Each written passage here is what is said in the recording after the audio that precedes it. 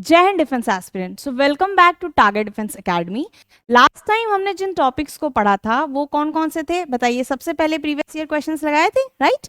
उसके बाद हमने उसको सेक्शनल टॉपिक्स के हिसाब से पढ़ा और this is only the way जिस तरह आप पढ़ते हो। कभी भी आप कोई एनालिसिस करते हो सबसे पहले उसका एक साल का प्रीवियस ईयर उठाओ और उसके बाद एनालाइज करो कि क्वेश्चन का ट्रेंड क्या है, फिर उसको सेक्शनल हिस्सों में बांट लो कि okay this section is coming from this portion, this section is coming from this portion. तो हमने अभी तक इडियम्स एंड फ्रेजेस प्रैक्टिस किए, right, synonyms and antonyms practice किए और वाइडली फिलअप्स के ऊपर कुछ डिस्कशन किया था। अब हम एक बहुत इंपॉर्टेंट टॉपिक स्टार्ट करने जा रहे हैं जो कि चाहे आप सीडीएस दे रहे हो, चाहे आप एनडीए दे रहे हो, चाहे आप किसी भी डिफेंस एग्जाम में बैठ रहे हो, स्पॉटिंग एरर इज अ की फीचर जो पूछा ही पूछा जाता है, राइट। तो अब इसमें हमें ये देखना है कि अच्छा ठीक है की फीचर है तो हम इसे पढ़ेंगे कैसे। अब सिनोनिम्स एंटोनिम्स है तो वैकैब याद कर ली, ठीक है। फिलअप्स है तो फ्रेजल वर्ब्स पढ़ लिए या कैसे सेंटेंस यूज करना है या बेसिक अंडरस्टैंडिंग से कर लिया। Spotting error is a very complex method. अगर हमारे स्टार्टिंग से बेसिक कॉन्सेप्ट्स नहीं रेडी हैं तो we won't be able to do the basic things, right. एक बात जो इंपॉर्टेंट है वो हमने हर बार बोली है और स्टिल हम टारगेट डिफेंस एकेडमी उस चीज पे बिलीव करता है कि we are going to improve day by day, है ना। It is not an overnight process कि एक रात में आपको हर चीज़ आ जाएगी, आपकी स्पीकिंग स्किल्स भी अच्छी हो जाएंगी, आपकी इंग्लिश भी अच्छी हो जाएगी, आपके सारे सब्जेक्ट्स अच्छे हो जाएंगे। तो फॉर दैट रीजन हम जो टॉपिक लेके आए हैं वो है conditional sentence, as you can see on the screen. Conditional sentence इतना इंपॉर्टेंट टॉपिक है जो स्पॉटिंग एरर में कम से कम 2 से 3 क्वेश्चन आते हैं। इस बार का I can give it by fact, इस बार जो एनडीए का एग्जाम हुआ उसमें 2 से 3 क्वेश्चन और सीडीएस के एग्जाम में पार्ट्स ऑफ स्पीच का सेक्शन इसी क्वेश्चन से आया था। You will able to notice from this section as well, okay. अब हम इस चीज को देखते हैं कि वो चीज काम कैसे करती है। अब इसके लिए सबसे इंपॉर्टेंट है कि हम यहाँ देखें कि कंडीशनल सेंटेंसेस में एक्चुअली बताया क्या जा रहा है या किया क्या जा रहा है, ओके। सो बहुत जल्दी से हम हाफ एन आवर या 45 मिनट्स में इस टॉपिक को खत्म करेंगे और फिर आप लोगों से क्वेश्चंस लगाएंगे, okay. So starting with the very first, try to understand conditional sentences होते क्या हैं। जब हम कंडीशनल सेंटेंसेस की बात करते हैं तो कंडीशनल सेंटेंसेस में क्या आएगा, simple as we can study कि कंडीशनल सेंटेंसेस वो होते हैं जहां पे कोई कंडीशन आती है कि अगर ऐसा होगा तो ऐसा होगा, ठीक। अब देखो जल्दी से देखें क्या होता है कि इफ क्लॉज है वो हमेशा कंडीशन में यूज करता है। If this would be happening this would happen, या अगर मैं पढ़ूंगी तो मैं पास हो जाऊंगी, अगर मैं मेहनत करूंगी तो मेरे रिजल्ट्स अच्छे आएंगे, अगर वो वहां ना जाती तो उसका एक्सीडेंट ना होता। इस तरह के बेसिक कॉन्सेप्ट्स हम यूज करते हैं। जल्दी से देख लेते हैं आपके लिए बेस्ट प्रेजेंटेशन के साथ, ठीक है। कंडीशनल सेंटेंसेस में क्या आएगा, इफ क्लॉज या कंडीशन क्लॉज की हम बात करते हैं। अब इफ क्लॉज या कंडीशन क्लॉज की अगर हम बात कर रहे हैं तो इसका मतलब ये है कि इसके साथ क्या आएगा कि ये फुलफिल क्या करनी चाहिए, मेन क्लॉज या रिजल्ट क्लॉज, यानी कि इफ का जो क्लॉज है उसकी कंडीशन इसके साथ फुलफिल होनी चाहिए। जो स्टार्टिंग क्लॉज है उसका एंड वाले के साथ मैच होना चाहिए, कंडीशन जो है उसके हिसाब से वो एग्री करना चाहिए। अब क्या कंडीशन है, हमने टेंस तो पढ़ा नहीं, लेकिन देखिए आप जब ये पढ़ेंगे ना तो आपको टेंस पढ़ने की जरूरत नहीं पड़ेगी। कहीं ना कहीं ये टॉपिक आपको टेंस के लिए अपने आप 100% तैयार कर देगा। अब देखिए कैसे, ओके। अब जल्दी से हम देखते हैं कि आगे हमें करना क्या है, ओके। क्या पढ़ा, कंडीशनल सेंटेंस है, उसमें 2 तरह के होते हैं। एक इफ क्लॉज होता है जिसको हम लोग बोलते हैं कंडीशनल क्लॉज, और उसकी वजह से मेन क्लॉज होता है जो कि रिजल्ट आता है। यानी इफ कंडीशन क्लॉज है और इस कंडीशन का जो रिजल्ट आएगा वो रिजल्ट क्लॉज में आएगा। अब नेक्स्ट देखते हैं, नेक्स्ट क्या चीज है, okay. Now see try to understand the concept. मैं कहना क्या चाहती हूँ उसका सिंपल सा रीजन ये है कि किस तरह से, जैसे सोचिए अगर इफ पी, ठीक है, अगर P हैपेंस, अगर P हैपन हो रहा है तो Q विल फॉलो। मतलब अगर if लगा हुआ है, if P is standing for first sentence and Q is standing for the second sentence which comes after comma। अगर P कोई सेंटेंस है if के साथ आ रहा है तो उसके साथ Q जो होगा वो फॉलो करना चाहिए एज अ रिजल्ट, ठीक। उसी तरह से अगर whenever आ रहा है तो whenever के साथ फॉलो करता है, whenever के साथ जो सेंटेंस है वो फॉलो करेगा किसको, Q को, यानी उसके बाद आने वाले सेंटेंस को। सेम एज दैट अगर ईदर आ रहा है तो ईदर के साथ जो सेंटेंस आ रहा है वो फॉलो करता है Q को, यानी आने वाले दूसरे सेंटेंस को, ठीक है। अब इसको जरा सा हम और अच्छे से पढ़ लेते हैं। अब इसके बाद क्या दिया हुआ है, अनलेस अनटिल। अब यहाँ पे स्टार मार्क कर लीजिए और इस बार का जरा सा सीडीएस का पेपर और एनडीए के प्रीवियस ईयर क्वेश्चंस को देख लीजिएगा, ये क्वेश्चन बहुत पूछा जाता है। अनलेस और अनटिल ऐसी सिचुएशन होती है जिसमें हमेशा याद रखिए अनलेस के साथ, ठीक है, जो सेंटेंस आता है वो हमेशा पॉजिटिव रहेगा, यानी इसमें कोई नेगेटिव वर्ड नहीं रहेगा, negative word in the sense not नहीं रहेगा। और उसके कॉमा के बाद जो सेंटेंस आएगा वो हमेशा नेगेटिव में रहेगा, यानी उसमें नॉट आएगा। अब जैसे इसमें भी देखिए अनलेस और अनटिल में हमेशा जो फर्स्ट सेंटेंस आता है वो हमेशा पॉजिटिव होता है और सेकंड वाला फॉलो नहीं करता है तो नॉट आएगा, ठीक। उसी तरह से ओनली इफ है, ओनली इफ अगर आ रहा है स्टार्टिंग में किसी सेंटेंस में, आप समझ जाइए कि वो कंडीशनल का सेंटेंसेस का केस है। ओनली इफ अगर होता है तो उसके साथ क्यू फॉलो नहीं करेगा, ठीक है। अब नेक्स्ट चीज हम देखते हैं कि वो कैसे होती है। P happens and Q happens, मतलब दो सिचुएशन है कि अगर आज ऐसा होगा तो ऐसा होगा। अब हमने एंड के थ्रू कैसे जोड़ा, आज वो आएगी और हम मूवी जाएंगे, तो वो आएगी तब वो मूवी जाएगी, तो एंड के थ्रू हमने कनेक्ट किया। फिर आता है एज सुन एज। अब मुझे सारे बच्चों में से कोई भी एक बच्चा ऐसा नहीं है जो ये कह सकता है कि मैम ये नहीं आया है। एज सुन एज मैक्सिमम पूछा जाता है, आपने नोटिस भी किया होगा, जिसने प्रीवियस ईयर क्वेश्चन पेपर्स लगाए और जिसने नहीं लगाए हैं, just keep it in your mind, right.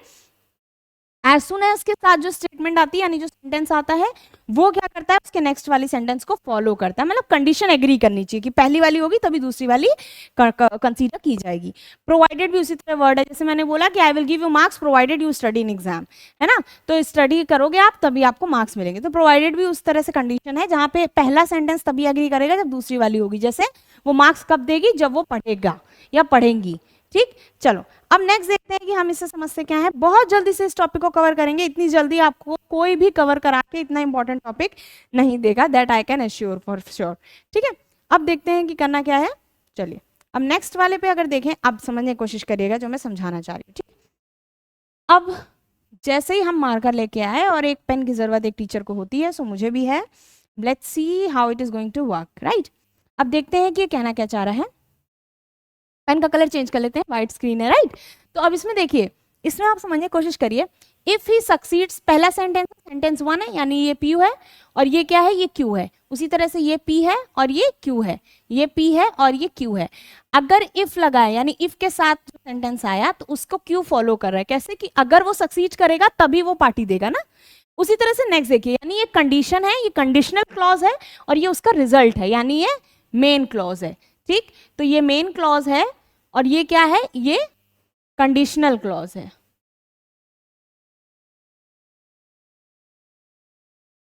ठीक है। अब क्या हुआ, अब सेकंड वाले में देखिए, वेनेवर था, वेनेवर से जो सेंटेंस जुड़ा हुआ है वो क्या है, पी, यानी हम सेंटेंस वन पी के टर्म में ले रहे हैं। तो ये कंडीशन है कि जब भी तुम कॉल करोगे then I will meet you, तभी मैं तुमसे मिलूंगा। तो ये क्या है, रिजल्ट है, यानी ये कंडीशन पे ये रिजल्ट सेटिस्फाई कर रहा है, इस कंडीशन पे ये रिजल्ट सेटिस्फाई कर रहा है कि आइदर यू प्ले और यू स्लीप, यानी या तो तुम खेलो या तुम सो जाओ, या तो ये काम होगा या ये होगा। तो इन दोनों की कंडीशंस एक दूसरे पे रिलायबल है, इस कंडीशन की वजह से ये रिजल्ट आएगा, या तो ये कंडीशन होगी या उसका रिजल्ट में ये आएगा। अब मैं क्लीन कर रही हूँ स्क्रीन, एक बार जल्दी से देख लीजिए। इफ के साथ ही विल होस्ट पार्टी, दोनों सेंटेंस पॉजिटिव में। फिर वेनेवर के साथ एक सेंस में हमने बोला। अब एक चीज आप नोटिस करिएगा, अभी आपको आगे मिलेगी। यहाँ ही सक्सीड्स आया, ये किस में है, प्रेजेंट इंडेफिनिट में है, फॉलो क्या कर रहा है, विल। विल कैसा है बताइए, फ्यूचर इंडेफिनिट का सेंटेंस है, ओके। अब इसमें देखिए, व्हेनेवर यू कॉल मी किसका है, प्रेजेंट इंडेफिनिट का सेंटेंस है, और ये किसका है, फ्यूचर इंडेफिनिट का सेंटेंस है। फिर से देखिए, प्रेजेंट इंडेफिनिट का सेंटेंस है और ये क्या है, अगेन प्रेजेंट इंडेफिनिट का सेंटेंस है। तो इस सेंस में क्या हुआ कि इसमें प्रेजेंट इंडेफिनिट फॉलो कर रहा है, जबकि इसमें चेंज हो रहा है, जहां भी प्रेजेंट इंडेफिनिट आया वहां फ्यूचर इंडेफिनिट फॉलो कर रहा है। अब देखिए ये क्यों इंपॉर्टेंट था, जल्दी से देखते हैं, है ना, टाइम वेस्ट नहीं करना है भाई, बहुत इंपॉर्टेंट टाइम है मेरे डिफेंस एस्पिरेंट्स का। चलिए अब देखिए, यहाँ पे भी सेम वही केस आ रहा है। यहाँ पे सिंपली क्या बोला गया कि only if it is Sunday, क्या वर्ड आपको पकड़ना है, ओनली इफ अगर कहीं दिया है तो वो सेंटेंस किस में जाएगा, प्रेजेंट इंडेफिनिट में जाएगा। तो नेक्स्ट वाला भी किस में जा रहा है, प्रेजेंट इंडेफिनिट में, बट इसकी सेंस फ्यूचर में आ रही है, अगर संडे होगा तो मैं मूवी देखूंगा, यानी यहाँ पे एक कंडीशन दूसरे के रिजल्ट पे आएगी, इस कंडीशन पे ये रिजल्ट आएगा, अगर ये कंडीशन नहीं है तो ये रिजल्ट नहीं होगा। उसी तरह से यहाँ देखिए, अनलेस आया, यहाँ पे भी आप देखिए कोई नेगेटिव सेंटेंस आया नहीं आया, अनलेस और अनटिल के साथ नेगेटिव सेंटेंस नहीं आता है, ठीक। अनलेस और अनटिल के साथ कभी भी नेगेटिव सेंटेंस जिसके साथ वो सेंटेंस वर्ड कनेक्टेड है उसके में नहीं आएगा, सेकंड वाले पार्ट में आ सकता है। तो यहाँ पे विल नॉट आया, ये सही है, यानी रिजल्ट हमेशा नेगेटिव आएगा किसके केस में, अनलेस के केस में, और जो अनलेस के साथ स्टेटमेंट जुड़ी होगी वो हमेशा पॉजिटिव होगी, यानी इसमें नॉट का यूज नहीं होगा। ये क्वेश्चन इस बार सीरियस में भी आया है और आने वाले सालों में आपके पेपर में भी आएगा, ठीक। चलिए अब नेक्स्ट आते हैं, है ना, जल्दी से। अब देखिए, it rains and the weather becomes pleasant, तो यहाँ एंड के थ्रू जुड़ा है, सुनने में नहीं लग रहा कंडीशन, लेकिन कंडीशन है, क्योंकि पी हो रहा है तभी क्यू हो रहा है। अगर रेन हो रही है तभी वेदर प्लेजेंट हो रहा है। अब जैसे यहाँ बहुत गर्मी हो रही है तो बारिश होगी तो वेदर क्या हो जाएगा, प्लेजेंट हो जाएगा। Same as this, as soon as आया ही रियलाइज हिज मिस्टेक, जैसे उसने अपनी गलती का एहसास किया, ही अपोलोजाइज्ड, अपोलोजाइज मतलब माफी मांगना, ठीक। तो यानी कि जब ये कंडीशन हुई उसी का रिजल्ट में ये आया। उसी तरह से provided he answered correctly in the interview. आप देखिए हर जगह आप एक चीज यूज कर रहे होगे कि आप कॉमा बहुत ज्यादा आपको मिला है एंड छोड़ के, यहाँ पे भी सेम है, प्रोवाइडेड ही आंसर करेक्टली, अगर वो आंसर सही से करेगा तो वो तो आराम से सेलेक्ट हो जाएगा ना। तो फर्स्ट पे दूसरी कंडीशन, अगर वो आंसर करेगा तभी सेलेक्ट होगा, तो कंडीशन डिपेंड कर रही है। अब जल्दी से इसको देख लेते हैं, आप एक बार रिव्यू कर लीजिए, तो मैं जल्दी से स्लाइड चेंज करके आपको नेक्स्ट बारे में बता देती हूँ। टाइम इंपॉर्टेंट है, that's why we are going to save the time for the next part as well, ठीक। अब ये देखिए, इसका बहुत इंपॉर्टेंट रोल है, इफ क्लॉज कहाँ कहाँ यूज होता है, यानी अगर मैं इफ क्लॉज पे आऊँ तो इफ क्लॉज का यूज मुझे कहाँ कहाँ करना है। अब इफ क्लॉज पे जब आते हैं तो इफ क्लॉज जो होता है वो कहाँ यूज होगा, प्रेजेंट टेंस में होगा, पास्ट में होगा, पास्ट परफेक्ट में होगा, इमेजिनरी सेंटेंसेस में होगा और बाकी कंडीशनल सेंटेंसेस में होगा। बात समझने की कोशिश करना, ठीक है। प्रेजेंट टेंस में इफ क्लॉज है, मतलब इफ के साथ जुड़ने वाला सेंटेंस अगर प्रेजेंट टेंस में है। Next thing is if clause के साथ जुड़ने वाला अगर पास्ट टेंस में है। थर्ड है इफ क्लॉज के साथ जुड़ने वाला अगर पास्ट परफेक्ट में है। फिर आते हैं ये एक्स्ट्रा केसेस हैं जिसको हम मिसलेनियस बोलते हैं, ठीक है। मिसलेनियस हो गए, तो मिसलेनियस क्वेश्चन में मैं मिस करके डाल दे रही हूँ, मिसलेनियस क्वेश्चन का पार्ट है जिसमें इमेजिनेशन आती है। If I were the king, है ना, अगर मैं राजा होता। She behaves as if she were the queen, तो वो ऐसे बिहेव करी जैसे वो क्वीन हो, ठीक। तो इस तरह में इमेजिनरी कंडीशन आ गई। अदर टाइप में क्या होते हैं, कुछ स्पेशल केसेस होते हैं, वो हम अभी डिटेल में पढ़ेंगे। I can challenge you, if you are going to watch this video, you will able to solve at least 50% of your spotting errors whenever you set to solve it, है ना। जब भी आप बैठोगे आप 100% से मैं कह सकती हूँ, ये मैं गारंटी से, कि 50% क्वेश्चंस आप कर लोगे, ठीक है। Just try to trust the teacher first and then you will see the result, okay. अब नेक्स्ट देखते हैं आगे, ठीक है। तो पहले आप लोग देख लीजिए, प्रेजेंट टेंस का केस में पूछा गया है, पास्ट का पूछा गया है, ठीक है, और पास्ट परफेक्ट का पूछा गया है। इसमें ये वाला भी बहुत पूछा जाता है, ये भी पूछा जाता है और ये भी पूछा जाता है, जिसमें से इसकी ज्यादा चांसेस होती हैं, ठीक है, और पूछा भी गया है। दैट्स वाई इंपॉर्टेंट आपको बता के मैं नेक्स्ट वाली सेक्शन पे मूव करती हूँ। अब जल्दी से देखते हैं, अगर इफ क्लॉज प्रेजेंट टेंस में होगा तो कैसे होगा। बात समझने की सीधी सीधी कोशिश करो। अगर इफ है, ठीक है, अगर इफ है और उसके साथ सब्जेक्ट, हम नॉर्मल सेंटेंस कैसे लिखते हैं, सब्जेक्ट वर्ब ऑब्जेक्ट होता है, ये सिंपल है। किसी भी सेंटेंस को लिखते वक्त हम क्या यूज करते हैं, आप ही बताइए। सब्जेक्ट होता है, उसमें वर्ब होती है, उसमें ऑब्जेक्ट होता है, उसी बेसिस पे हम ये वाली चीज को लेके चल रहे हैं। अब इसको देखें मैम कैसे समझाएंगे, तो इसका सिंपल सा तरीका ये है कि अगर हम सब्जेक्ट वर्ब और ऑब्जेक्ट लेके चल रहे हैं, तो अगर इफ से सब्जेक्ट जुड़ा है और उसके साथ प्रेजेंट इंडेफिनिट सेंटेंस है, तो सेकंड वाले पार्ट में फ्यूचर इंडेफिनिट फॉलो करता है। यानी हम सीधा कह सकते हैं कि अगर प्रेजेंट इंडेफिनिट का सेंटेंस है तो उसको फॉलो करेगा फ्यूचर इंडेफिनिट, है ना। अब इस चीज को देखिए, इससे ये समझिए, ये देखिए, if it rains he will not come here. How can I say that this is the right answer? Because ma'am, if it rains किस में है, प्रेजेंट इंडेफिनिट में है। आप देखिए मेन वर्ब के साथ s जुड़ा हुआ है, हमारे मेन वर्ब के साथ s जुड़ा होता है प्रेजेंट डेफिनेट में। he will not come, he will not, will किसका प्रेजेंटेशन है, फ्यूचर का, और यहाँ पे कम लगा हुआ है, फर्स्ट फॉर्म में है, तो यानी कि फ्यूचर इंडेफिनिट, है ना। तो यानी हमने क्या पढ़ा, प्रेजेंट डेफिनेट किसको फॉलो कर रहा है, फ्यूचर इंडेफिनिट को। सेकंड में भी देखिए, if I met Sujata, again present indefinite का सेंटेंस है और वो क्या कर रही है, I will give her the parcel, तो आई विल गिव क्या आया फिर से, फ्यूचर इंडेफिनिट में। उसी तरह से लास्ट देखिए, इफ शालू प्रिपेयर्स वेल, अब इसको आप खुद नोटिस करिए, ये किसमें है, ये भी तो प्रेजेंट इंडेफिनिट में है, तो इसके साथ क्या फॉलो कर रहा है, फ्यूचर इंडेफिनिट, ठीक है। Now give it a view, till that time I am just changing the screen, okay. चलिए अब इसको क्लीन कर देते हैं, आप इसको नोटिस करिए।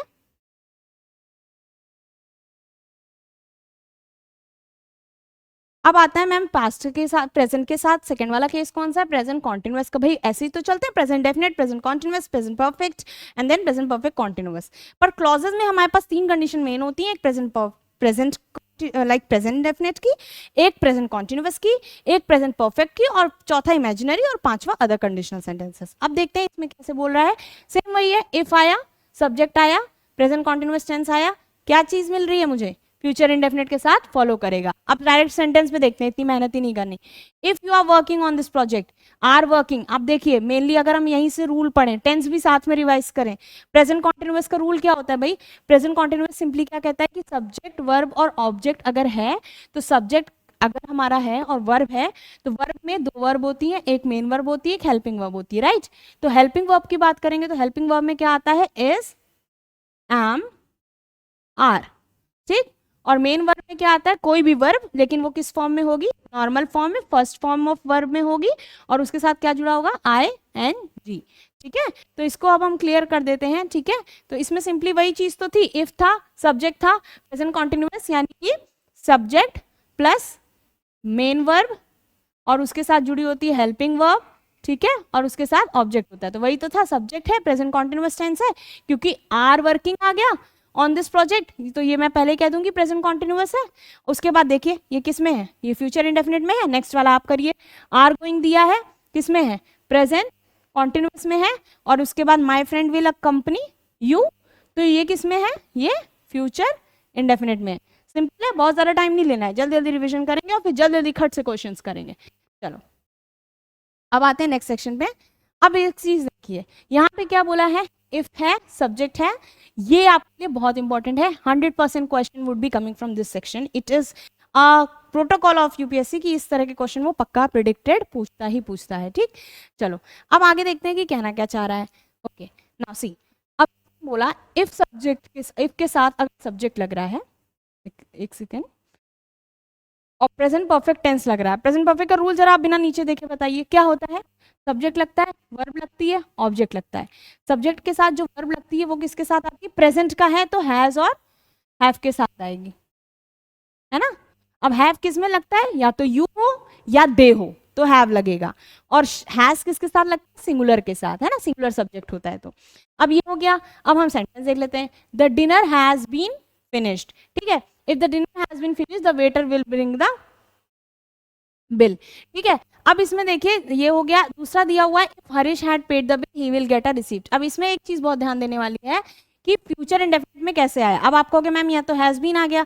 अब हैज बीन भी नहीं होता, मान लीजिए होता है if the dinner has finish the waiter will bring the bill, तब भी ये आंसर सही था, ठीक है। अगर बीन नहीं भी है तो ये आंसर सही है, ठीक। नेक्स्ट देखिए if Harish had paid the, ma'am hurried had आ गया, समझने की कोशिश करिए, कंडीशन आती है अगर उसने बिल पे किया होता, ठीक है। तो यहाँ पे अगर आप हैज भी लगा रहे हो तो that is not a particular issue, has paid the bill he will get a receipt. समझ में आई बात? दोनों केसेस में केस फॉलो कर रहा है। अब देखते हैं next.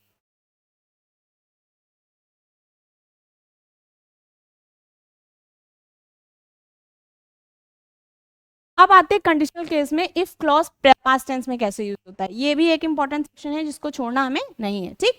If clause past section में कैसे आएगा? सिंपल देखिए, इफ है, सब्जेक्ट है, पास्ट इंडेफिनिट है, सब्जेक्ट है, वुड है, प्लस V1 है। अब इसमें देखने की कोशिश करिए, अगर if subject past indefinite subject would कैसे यूज होगा। देखो दिमाग लगाओ, प्रेजेंट के सारे केसेस में क्या हो रहा था? प्रेजेंट इंडेफिनिट होता, चाहे प्रेजेंट कॉन्टिन्यूअस था, चाहे प्रेजेंट परफेक्ट था, सबके साथ फ्यूचर इंडेफिनिट आ रहा था। बेसिक याद हो गया? याद हो गया? इसके रूल्स आपको पता ही है तीनों के, ठीक। तो यहाँ से ये रिवीजन हो गया थोड़ा। अब देखो नेक्स्ट पॉइंट पे कैसे करते हैं। अब हम पास्ट में एंटर कर रहे हैं तो हम जल्दी से पास्ट वाली चीज को स्टडी कर लेते हैं। हमें पास्ट में गया है कि अगर इफ क्लॉज है, अब देखो डायरेक्ट इस चीज को आप नोट करो, इसीलिए मैं डायरेक्ट इतना ज्यादा नहीं जा रही थ्योरी में, ये आप रीड कर सकते हो और समझ जाओगे। हमें क्वेश्चन ज्यादा लगाने हैं। इफ अगर लगा, ठीक, सब्जेक्ट लगा, पास्ट इंडेफिनिट, पास्ट इंडेफिनिट मतलब क्या होगा सेंटेंस में? आप ही बताइए क्या होगा? She wrote a letter। ये कैसा सेंटेंस है? ये है पास्ट डेफिनेट का सेंटेंस, ठीक है। शी wrote a letter, क्यों? क्योंकि वर्ब किस फॉर्म में आ रही है? सेकंड फॉर्म में आ रही है, ठीक। V2 है यहाँ पे। अब देखने की कोशिश करिए, सेकंड फॉर्म में वर्ब है, नॉर्मल सेंटेंस है, काम खत्म। अब इसको देखा हमने पास्ट इंडेफिनिट है तो इस तरह से होता है। तो इन्होंने क्या बोला कि अगर कोई सेंटेंस के पहले इफ लग रहा है और वो सेंटेंस किस में है?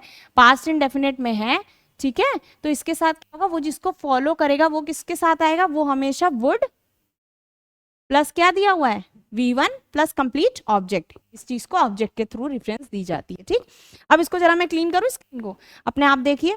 देखिए अब क्या दे रखा है? इफ था, सब्जेक्ट था।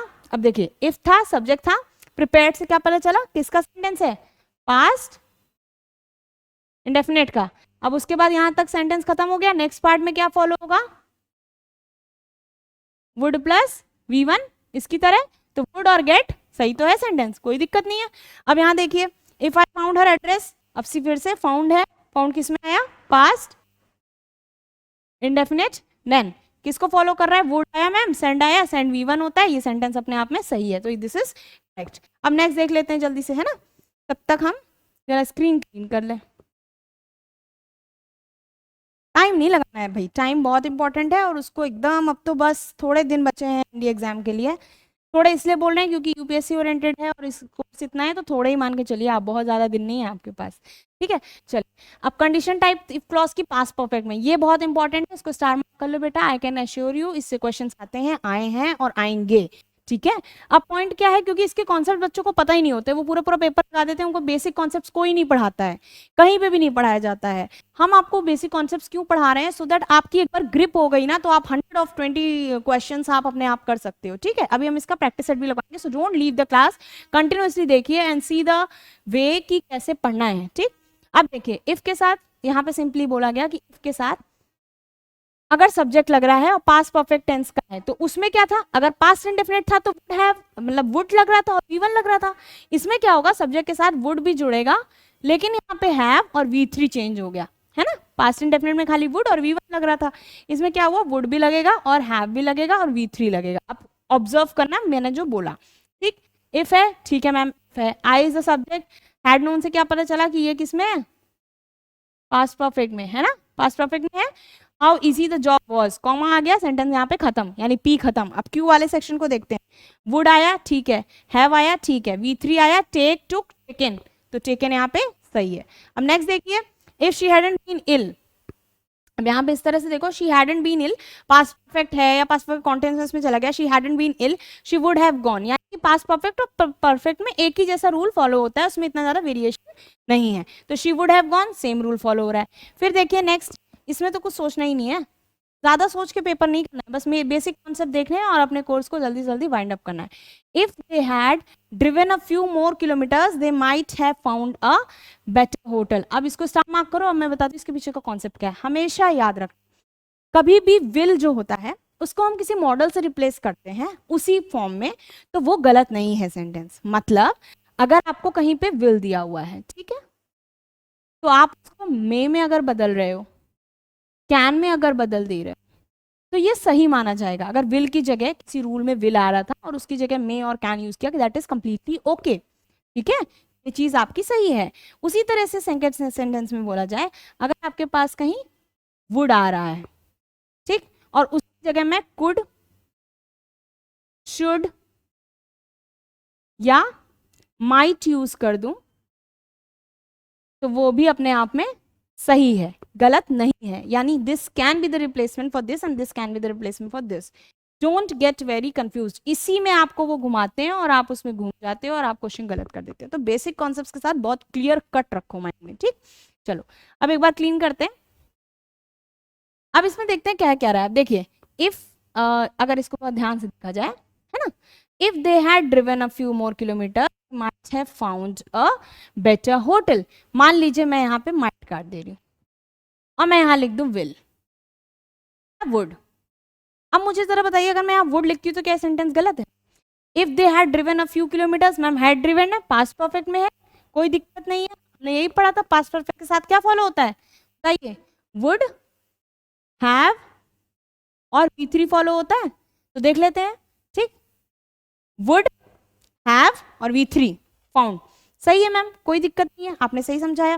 लेकिन पॉइंट ये आ रहा है कि मैम यहाँ तो माइट लिखा हुआ है। अगर हम नॉर्मल सेंटेंस को देखें तो यहाँ पे तो माइट लिखा हुआ था, तो मैंने अभी आपको यही बात तो बताई। मैंने क्या बोला कि अगर वुड है, वुड आना चाहिए और उसकी जगह पे माइट आ रहा है, कुड आ रहा है, तो ये गलत नहीं है। This can be acceptable for this thing, ठीक है। वुड की जगह हम कुड और माइट यूज कर सकते हैं, दैट इज कंप्लीटली ओके, तो इसमें कोई भी एरर नहीं है, दिस इज नो एरर, ये कंप्लीटली सही सेंटेंस है। नेक्स्ट वाला देखिए, वही चीज मैंने बोली ना, वुड के स्थान पर माइट का प्रयोग किया जा सकता है।